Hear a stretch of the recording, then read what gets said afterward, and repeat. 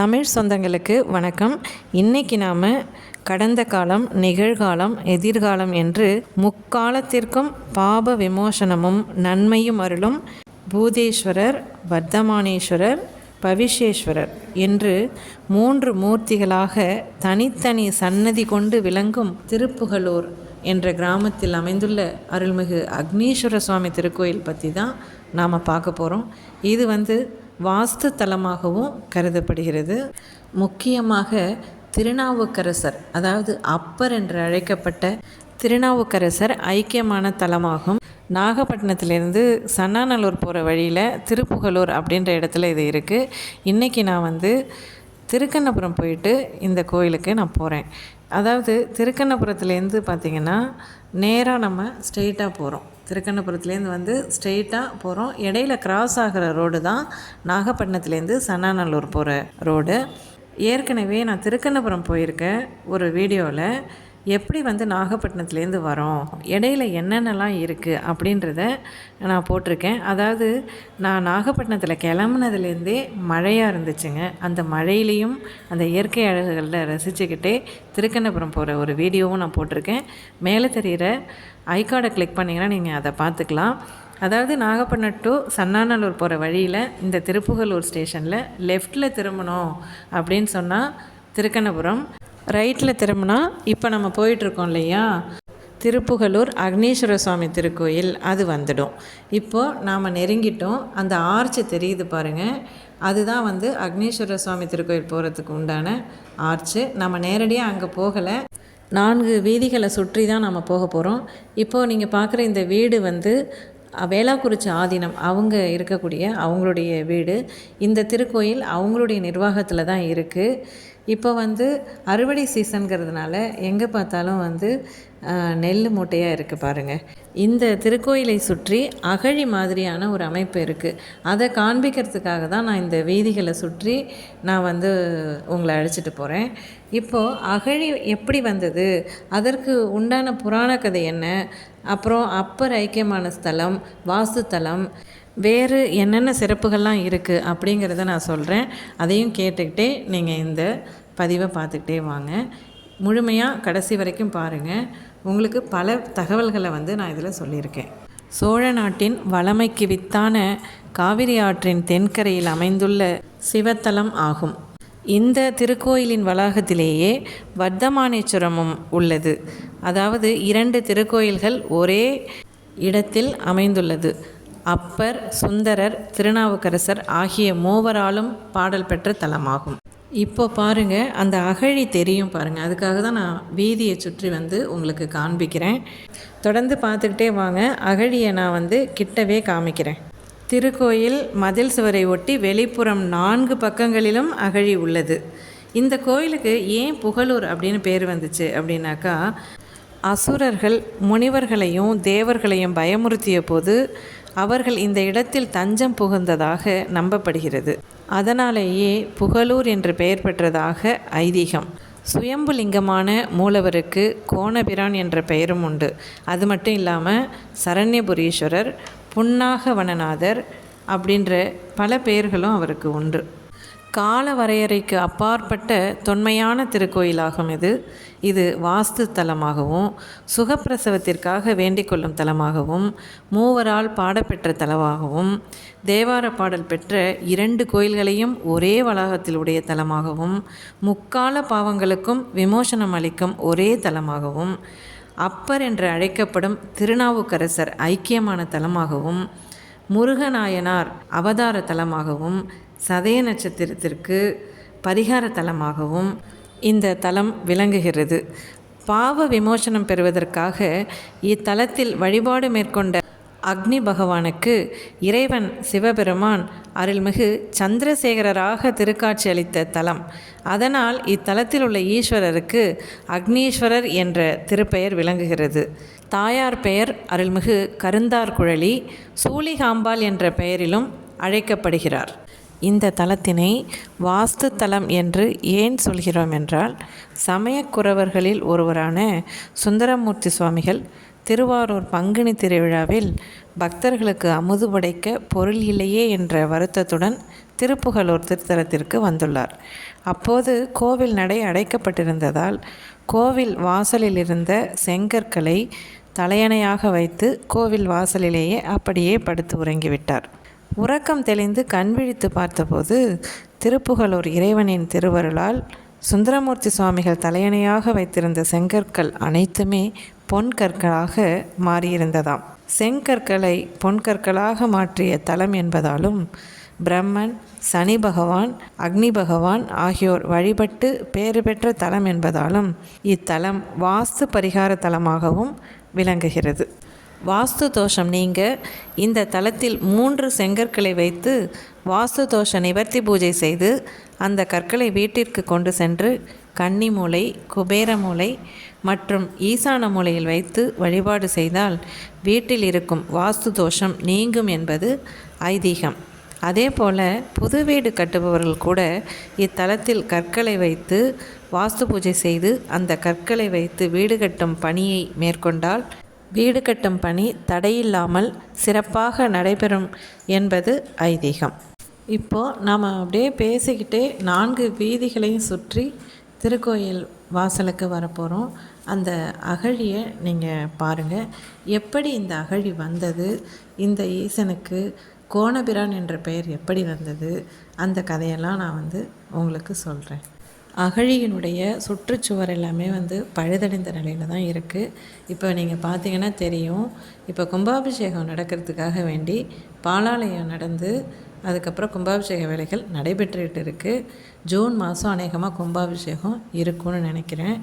நாங்கள் போனப்போ அந்த திருக்கோயில் அலுவலகத்தில் என்ன சொன்னாங்கன்னா, இந்த அகழியில் இருக்கக்கூடிய தண்ணீரெல்லாம் வெளியேற்றி விட்டு சுற்றுச்சுவரெலாம் சரி பண்ணி நல்ல தெளிந்த நீரோடு அழகுபடுத்த போகிறோம் அப்படின்னு சொன்னாங்க. இந்த அகழி எப்போது அமைக்கப்பட்டது அப்படிங்கிறத பற்றியும், இந்த இறைவனுக்கு கோணபிரான் அப்படின்ற பேர் எப்படி வந்தது அப்படின்றத பற்றியும் ஒரு சுவாரஸ்யமான ஒரு புராண கதை இருக்குது. அது என்னன்னு பார்க்கலாமா?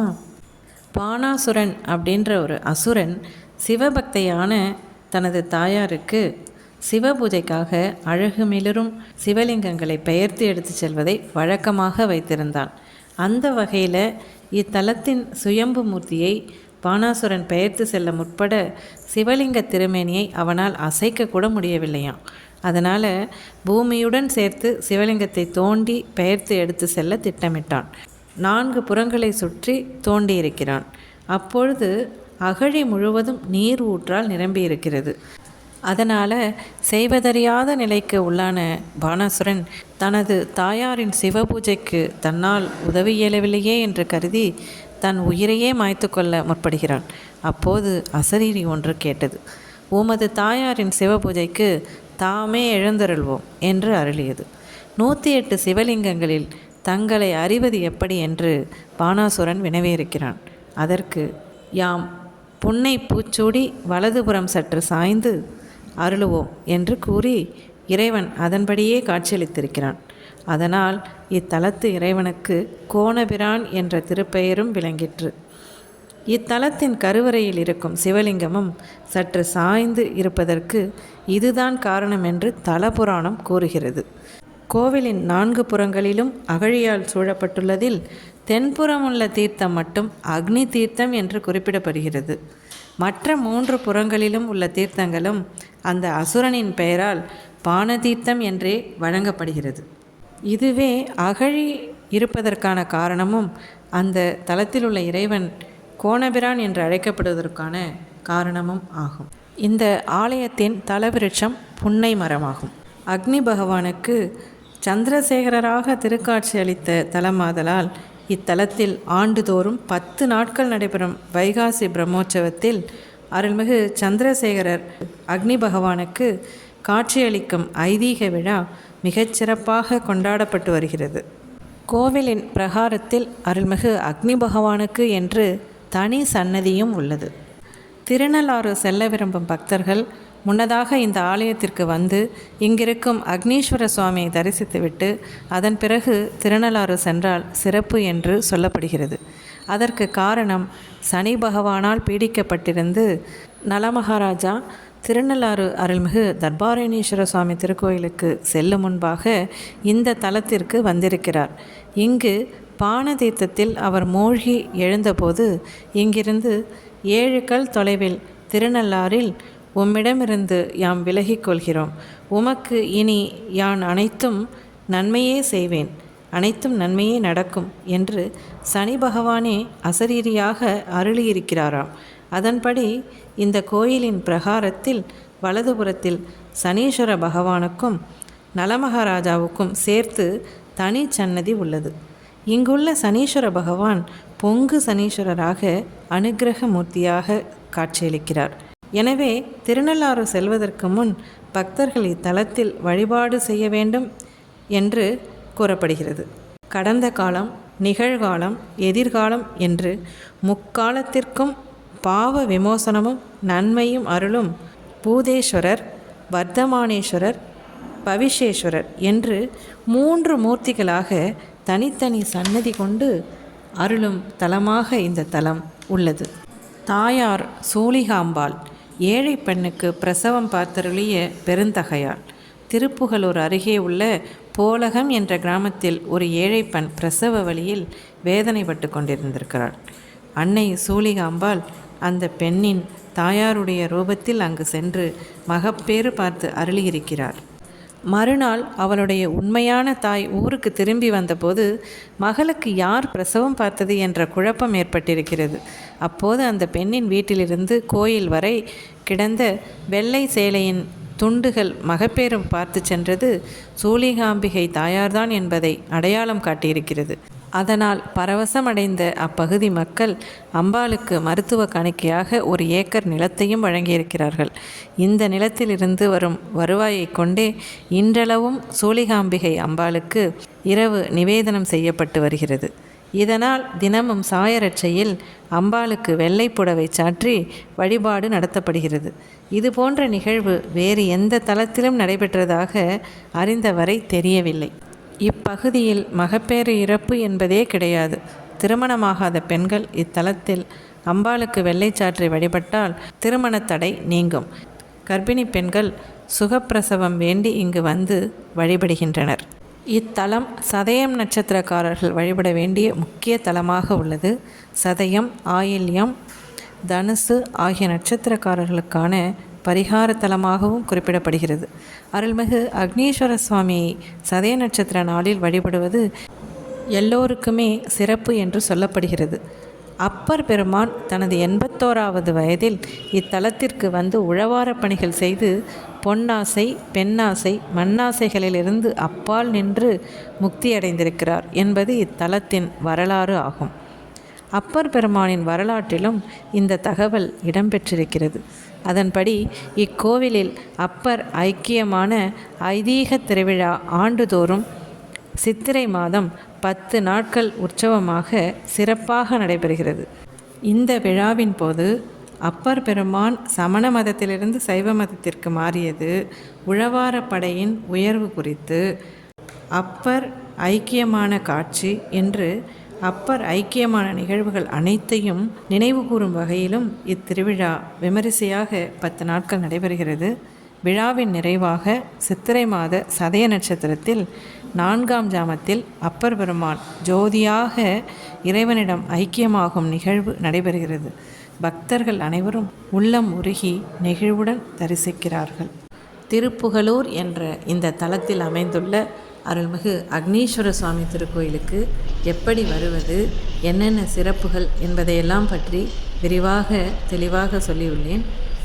ஏற்கனவே நான் சொன்னது போல் இந்த ஆலயம் வேளாக்குறிச்சி ஆதீனம் அவர்களது நிர்வாகத்தில் இருக்குது. இதுதான் அவங்களுடைய வீடு. இந்த திருக்கோயில் மிக பழமையான ஒரு திருக்கோயில். இதற்கு பாலாலயம் நடைபெற்று தற்போது திருப்பணிகள் நடைபெற்று வருகிறது. இந்த திருக்கோயில் பற்றி எனக்கு தெரிந்த விவரங்களை நான் உங்களுக்கு சொல்லிட்டேன். இது எப்படி வரணும், என்னென்ன விசேஷங்கள் அப்படின்றத நம்ம பார்த்துட்டோம். உள்ளுக்குள்ளார உள்ள அந்த மூலவர் பிரகாரங்கள் இதெல்லாம் நான் காமிக்கலை. ஏன்னா நீங்கள் நேரடியாக அதை தரிசனம் பண்ணும்போது தான் உங்களுக்கு அதனுடைய பலன் கிடைக்கும். இப்போ இந்த மண்டபத்தை பாருங்கள், வௌவால் மண்டபம். இந்த மாதிரி மேலே வௌவால் மாதிரி வௌவால் நெத்தி மண்டபம்னு சொல்லுவோம். இதெல்லாம் 1000 காலத்துக்கு முன்னாடி பழமைக்கு அடையாளமாக உள்ள அந்த அமைப்பு. இப்போ நாம் அந்த இடத்துலேருந்து புறப்பட்டுட்டோம். மறுபடியும் அகழியை நீங்கள் பார்த்துக்கோங்க. கோபுர தரிசனம் கோடி புண்ணியம், அதையும் பார்த்துக்கோங்க. அதனால் இந்த வியூ உங்களுக்கு காட்டணுங்கிறதுக்காக நான் எடுத்திருக்கேன். அப்படியே வந்தோன்னா இதையும் பார்த்துட்டு, இது அகழியுடைய ஒரு கரையில் இந்த திருக்கோயில் இருக்குது. அதுக்கு பக்கத்தில் ஆதீனம் அவர்களுடைய வீடு இருக்குது. இவங்களுடைய கண்ட்ரோலில் இன்னும் என்னென்ன திருக்கோயில் இருக்குது அப்படின்னா, பக்கத்துலேயே திருச்செங்காட்டாங்குடி அப்படின்னு ஒரு ஊர் இருக்குங்க. அங்கே அருள்மிகு உத்திராபதீஸ்வர சுவாமி திருக்கோயில் இருக்குது. அதுவும் திருமியச்சூர் அப்படின்ற ஊரில் லலிதாம்பிகை திருக்கோயிலும் இருக்குங்க. ஓகே சொந்தங்களே, நீங்கள் நாகப்பட்டினம் வர வாய்ப்பு கிடைக்கும்போது இந்த திருக்கோயிலுக்கு ஒரு முறை வாங்க. என்னோடய எல்லா வீடியோஸையும் பார்க்குறதுக்கு மறக்காமல் என்னை சப்ஸ்கிரைப் பண்ணுங்கள், லைக் பண்ணுங்கள், ஷேர் பண்ணுங்கள், கமெண்ட் பண்ணுங்கள். தேங்க்யூ.